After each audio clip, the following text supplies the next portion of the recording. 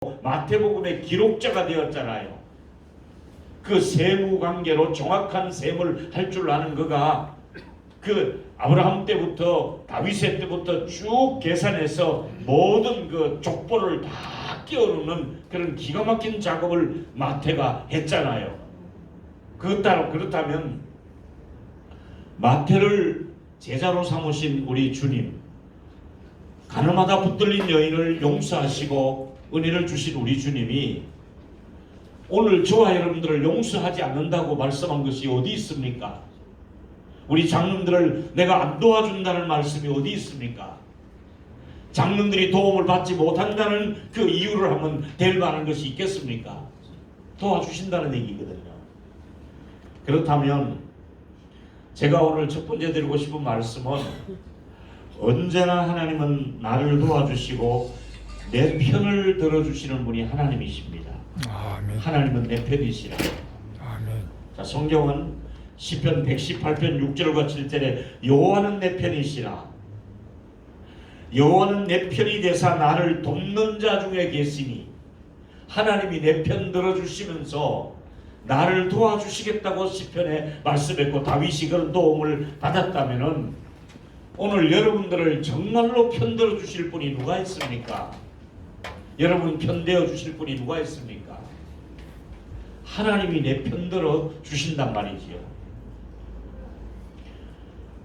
한 분 한 분에게 오늘 하나님이 내가 여기 있다, 내가 너를 사랑한다, 내가 너를 격려한다, 내가 너를 위로한다, 하나님이 한 분 한 분을 여러분 한편 되어 주시는 줄 믿습니다. 영원한 내 편이 되사 나를 돕는 자 중에 계시니. 그리고 제가 약할 때마다 하나님이 도와준다는 것을 느낄 수가 있습니다. 성경에 보니까 이와 같이 성령도 우리 연약함을 도우시나니, 나는 약한데 성령은 그 약한 사람을 돕는다고 말씀하고 있습니다.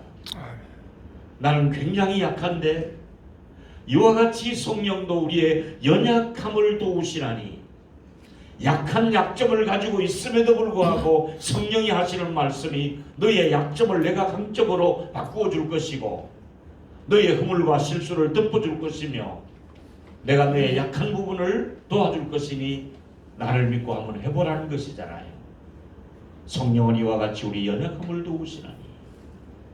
그뿐만 아니라 성령의 부름을 받은 하나님의 사람들을 보니까 몇 가지 특징이 있는데, 주로 하나님이 불러 쓰시는 사람들을 보니까 세상에 미련한 것들과 약한 것들과 없는 것들과 멸실받는 것들을 택하사 지혜로운 자를 부끄럽게 하시고 강한 자를 부끄럽게 하시고 있는 자를 부끄럽게 하시고, 누구를 없는 자를 들어서 있는 자를 부끄럽게 하시고 약한 자를 들어서 강한 자를 부끄럽게 하시고 미련한 자를 들어서 지혜로운 자를 부끄럽게 하시는 하나님은 뭔가가 그 역전을 시킬 수 있는, 정말 우리 하나님은 우리의 약함도 아시고 미련함도 아시고 아무것도 없다는 것을 아시고도 하나님은 존귀하게 저와 여러분들 장로들을 사용하신 줄로 믿습니다. 아멘.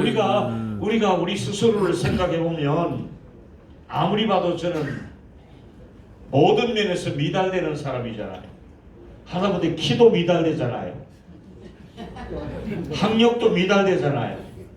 저는요, 아까 말씀드렸잖아요. 그렇게 교회를 짓고 또 거기다가 뭐 우리 아버님 술 드셨지요. 그러다 보니까 막 저는 정말 힘들었습니다. 초등학교 졸업한 제 여동생은 식모살이 가지요.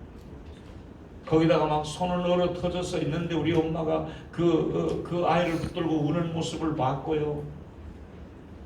그 동생이 그 식모살이에서 송아지 한 마리 사서 적금 넣어서 갖다 놓은 거 아버지 그 노름 그걸로 막 끌고 나가는데 아버지가 어머니가 속고삐를 붙들고 마당에서 우는 모습이 어려서 생생하고요. 그 처참하게 가난하고 배움의 길을 다 놓쳤지요. 그래서 신학을 하겠노라고 시작하는데 늦게 군대 갔다 와서 그제서야 고등학교를 다녔다 그랬잖아요. 군대 갔다 와서 고등학교를 갔어요. 그러니 그때까지 제가 얼마나 많은 눈물과 고생을 했겠느냐 말이지. 얼마나 많이 밤마다 울었으면 마을 사람들이 자꾸 얘기를 하니까 동장님이 밤중에 기도하고 있는 저희 교회에 찾아와서 노크를 하고 브러쉬를 들고 왔어. 전도사 양반, 제발 동민들이 밤에는 좀 그 우는 소리 좀 안 들었으면 좋겠다. 그러니까 잠 좀 잡시다. 동장님이 정식으로 저한테 밤에는 좀 울지 말고 주무시고 밤에는 기도 안 하면 안 되느냐고. 동민들이 다 제가 울고 기도하는 것을 알았습니다.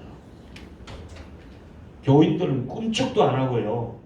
안 믿는 사람들이 오히려 와가지고 동장님이 와가지고 전도사 양반 참 없는 교회 와서 고생하는데 그 좀 이렇게 조금만 덜 울었으면 좋겠다고 동민들이 우는 거에 대해서 미안해서 제가 뒷산에 올라가서 울었다고 그랬잖아요. 뒷산에 가 우니까 또 동네 개들이 얼마나 짖습니까 밤에.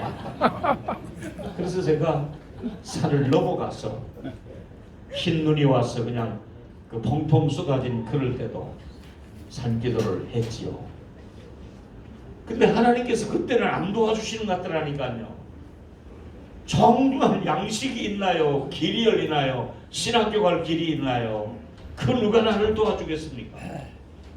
아는 목사님들은 다 찾아가서 저에게 좀 잘 지도해달라고 뭐 없는 돈에 바카스 사들고 가서 손바닥 비벼보고 했는데 하나님이 허락하지 않으면 길도 안 열리는 거예요. 그때는 왜 그러느냐 이제 생각하니까 나의 가는 길을 오직 그가 하시나니 그분이 아세요. 근데 중요한 것은 나의 가는 길에 연단의 과정을 가게 하신 거야. 단련하신 후에 단련을 시킨 거예요. 기도로 단련을 시키는 거예요. 영적인 무장을 시키는 거예요. 기도에 적금을 넣게 하는 거예요. 할렐루야. 적금을 계속해서 넣었죠. 기도 적금을 10년 이상 부었죠. 눈물의 적금을 넣었죠.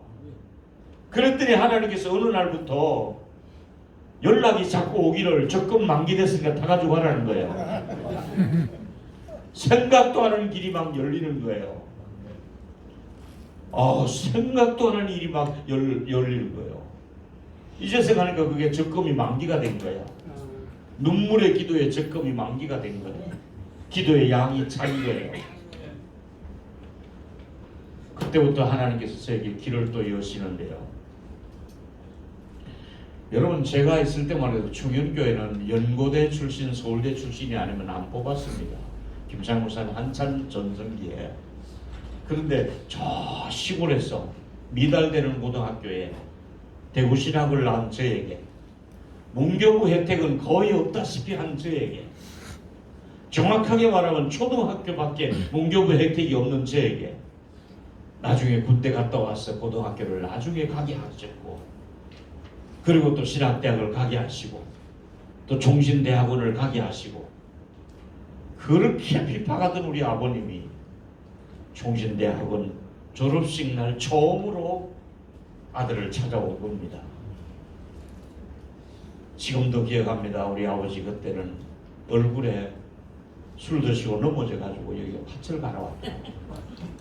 상처가 막 술 드시고 부끄럽습니다만은 요즘 노숙자의 모습처럼 하시고 올라오십니다. 우리 아버지라고 소개하고 사진 찍기가 민망할 정도의 초라한 모습으로 아들이 대학원을 졸업한다니까 그래도 사랑하잖아. 아들을 술을 드시고 노름을 해도 아들은 사랑하잖아요. 오셨는데 제가 종신대학원에서 졸업식 날 알았잖아요. 총장님 상을 제가 받았잖아요. 그때 아버지 눈에 눈물이 막 쏟아지면서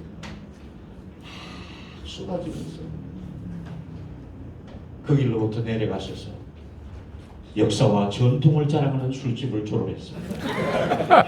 우리 아버지 술집 졸업, 저는 대학원을 졸업. 그리고부터 아버지가 새벽기도도 나가시고 열심히 나가서 농사지는 11조 하시고 제가 개척한다니까. 우리 집 전 재산 중에 하나 송아지 큰 소 하나 있는데 소 팔아서 교회 건축한 데 쓰라고 저한테. 지금도 있지 않습니다. 신문지에 똘똘만한 고무줄로 당겨서 현금을 소 한 마리 팔아가지고 오셔서 쓰라고. 저는요 하나님의 도움을 받은 걸 생각하면 그때부터 제가 또 그리고 중현교회 갈 그 군번이 못 되잖아요. 학력이나 모든 면에 무슨 영남의 어떤 강력한 장로님이 저를 추천해 준 것도 아니고 그렇잖아요. 그런데 신학교에서 제가 좀 학교를 이제 나와서 양지 쪽으로 양지에서 사당동 쪽으로 집으로 나오는데 버스를 놓친 거예요. 그래서 나가는 차가 하나 있어 세워서 같은 학교 차예요. 같은 클래스에 있는 분이에요. 권사님이신데 저 좀 태워주시려고 하니까 탔어요. 권사님 어느 교회 권사야 하니까 중현교회 권사예요. 아 그래요? 근데 1시간 동안 내가 고속도로 오면서 얘기를 쭉 했어요. 제가 신현교회 지금 있는데 고등부 40명 받았는데 지금 몇 달 안 되는데 120명이 되었다고. 그때는 신학교 때는 안정은 그런 거밖에 하재가 없잖아요. 또 내가 생각해도 엄청 은혜를 주시고 부흥을 주시니까 고등부가 잘 안 되는데 고등부가 40명이 몇 달 만에 120명이 되니까 내가 아까 사진 보듯이 가슴이 막 뛸 때란 말이에요. 그 얘기를 귀담아 듣고 있다 내리면서 제가 권사님 혹시 중현교회 자립이면 저 같은 촌놈도 한번 기억해 주세요. 내가 이 말만 하고 내렸어요. 그 주간에 교회가 가지고 교육자 티어 하나 빈다면서 얘기를 들으시고 바로 저한테 이력서 하나 써달라 그래서 그분이 이력서 갖다 놨는데 김창희 목사님이 제대로 보시지도 않고 좋은 사람 있으면 쓰라고 이렇게 말 한마디 하셔가지고 가장 권위 있는 말이 북한 말 아닙니까? 이북말은요 우리 김창희 목사 이북말이잖아요. 경상도 사람들은 어디서 해 떠들지 마이소 해도 떠들고요.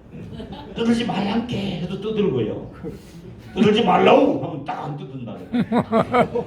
이 이북말에 권위가 있어요. 호랑말보다 영남말보다 조용히 하라고 하면 조용히 한다는 거예요. 죄송합니다. 김창희 목사님이 저를 알지도 못하는 그렇게 해서 전격적으로 인사당회를 열었는데도 아무도 한 번도 생각해보자니 다른 사람 이력서 받잡지 안 하고 그냥 1분도 안 됐어. 통과가 됐다고 저보고 부임하라. 저는 늘 얘기합니다. 목회는 신학은 신학교에서 배웁니다. 분명히 똑같은 교수님 밑에서 똑같은 책을 읽고 레포트를 씁니다. 그러나 목회는 목회자 밑에서 배우는 겁니다. 김창희 목사님을 만나고 나중에 옥하는 목사님을 만나고 이런 것들이 제가 목회에 있어서 큰 하나님의 도움을 그분들을 통해 주신 것이지요. 도움의 손길이 상상도 안 했는데 주연교회에서 사역을 하게 하시고 또 선교사로 다녀오게 하시고 또 옥하는 목사님을 중간에 또 만나게 하시고 그렇게 해서 제가 또 와서 개척을 하게 하시고 그러면서 제가 여러분에게 드리고 싶은 얘기는 이거예요.